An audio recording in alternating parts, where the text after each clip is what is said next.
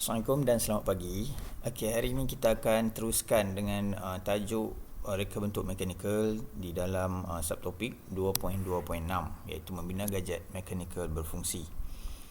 Okey, seperti yang kita semua dah sedia maklum, cikgu pun harap kamu semua pun di rumah sekarang ni sedang membaca lah dan selalu membaca buku terutamanya subjek RBT ni. Terutamanya untuk tajuk reka bentuk mekanikal ni, sebab untuk sepanjang pembelajaran kita reka bentuk mekanikal ni kamu boleh membaca di rumah, okay, dengan menggunakan buku teks. Okay, yang pertama sekali, apakah itu aktiviti membina gadget mekanikal berfungsi melibatkan proses pembinaan model atau produk. Okay, seperti yang kita dah tahu dah, model atau produk ni apa yang bezakan dia? Model ni bukan untuk dijual, tapi produk adalah untuk dijual. Okay. Yang keduanya adalah proses pembinaan adalah sama untuk setiap produk. Okay. Kemungkinan terdapat perubahan mengikut kesesuaian proses pembinaan. Ini pun kemungkinan lah, sebarang kemungkinan kita tak tahu. Mungkin sepanjang proses tu tiba-tiba kita menemui satu benda baru. Okay. Inovasi pengubahsuaian yang kita rasa perlu untuk dilakukan terhadap produk kita. Jadi kita boleh laksanakan. Okey, penjanaan idea dibuat menggunakan lakaran. Okey, mula sekali kita lakarkan idea kita tu.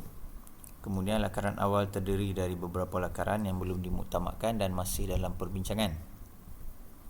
Kemudian lakaran akhir dibuat setelah berbincang dengan pelanggan dan menjadi rujukan penting. Dan yang terakhir, produk yang dihasilkan harus sama dari segi fungsi, saiz dan reka bentuk produk dengan lakaran akhir.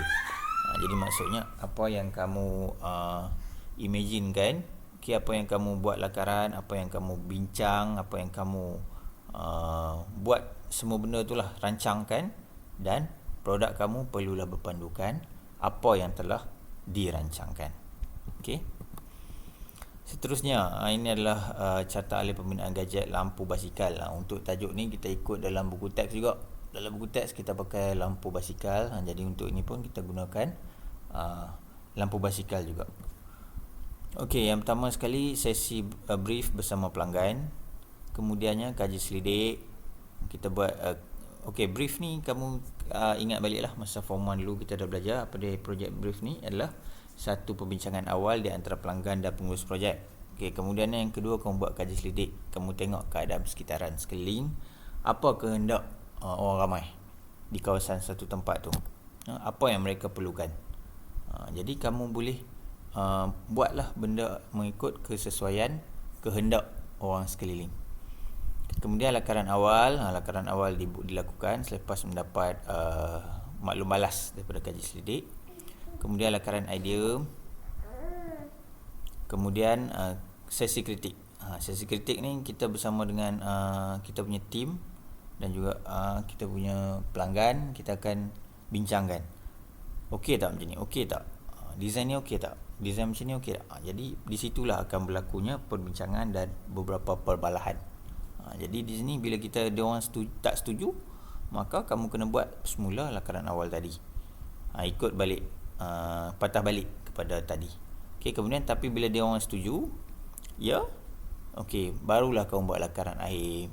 Okey, lakaran akhir ni adalah lakaran yang sempurna, lakaran untuk persembahan. Lakaran yang bentuk 3D, yang ada bayang-bayang, yang ada semua benda lengkap lah, yang macam kamu dah belajar masa form 1 dulu. Okey, kemudian lukisan kerja. Hasil daripada lakaran akhir tu kita akan buat lukisan kerja. Kemudian penyediaan komponen dan pembinaan. Bila dah siap tu, barulah kita sediakan komponen. Kita carilah komponen-komponen yang diperlukan, di mana-mana kita dapatkan yang harga yang paling murah dan berkualiti. Itu juga adalah salah satu kaedah kamu untuk survey, untuk kamu lipat gandakan keuntungan kamu. Okay, kemudian proses penghasilan komponen, pemesinan, tuangan, pembentukan dan lain-lain lagi. Di situ berlaku, di sinilah maksudnya. Kalau di syarikat besar, mungkin di bidang industri lah, perkilangan. Okey, pemasangan komponen. Bila dah siap kamu buat, hasilkan benda tu, kamu perlu pasang. Kemudian pengujian.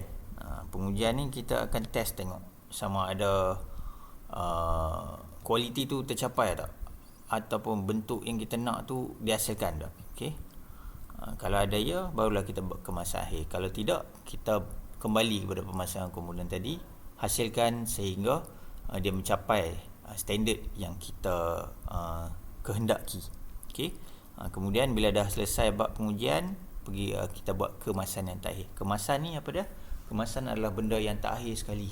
Kita boleh sapu cat, kita spray cat, ataupun kita buat bahagian-bahagian yang berbucu tajam tu kita adjust bagi lebih selamat untuk digunakan, ataupun ada wire-wire yang terkeluar ke apa ke sebagainya, kita boleh potong, kita boleh kemaskan dia. Skru-skru yang tak ketatkan, kita boleh ketatkan. Masa ni lah maksudnya sebelum kita dijual di pasaran, kita perlu lakukan kemasan yang terakhir.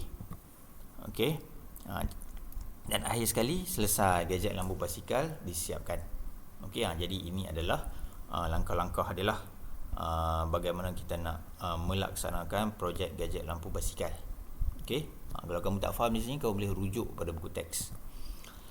Okey, ini juga dalam carta yang lebih ringkas, proses pembinaan gadget lampu basikal: membuat lakaran, ceraian sistem dan komponen, menyediakan komponen-komponen, penghasilan komponen, pemasangan komponen, pengujian, dan yang terakhir kemasan. Sama juga, tapi ini dalam yang lebih ringkas. Yang tadi itu cikgu terangkan dalam konteks flowchart. Okey, maksudnya lebih detail.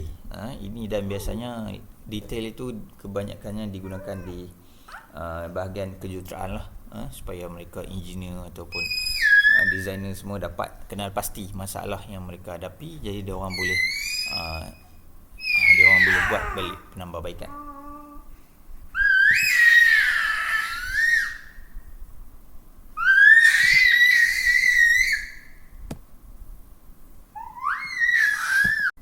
Okey, jadi latihan untuk hari ni cikgu nak kamu lihat kepada carta yang di bawah ni, yang cikgu berikan ni, dan kamu boleh senaraikan lah.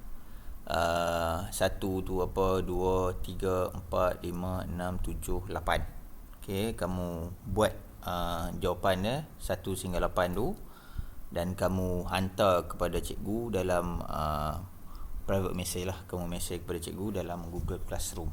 Okey, macam biasa. Okey, jadi itu saja untuk hari ini. Cikgu harap kamu boleh dapat sesuatu dan gunakan masa cuti sekolah ni dengan sebaiknya untuk membuat ulang kaji. Jangan duk main-main, jangan duk tengok TV sangat, jangan duk main handphone sangat banyak-banyak. Okey, buatlah ulang kaji. Okey, itu saja, sekian, terima kasih.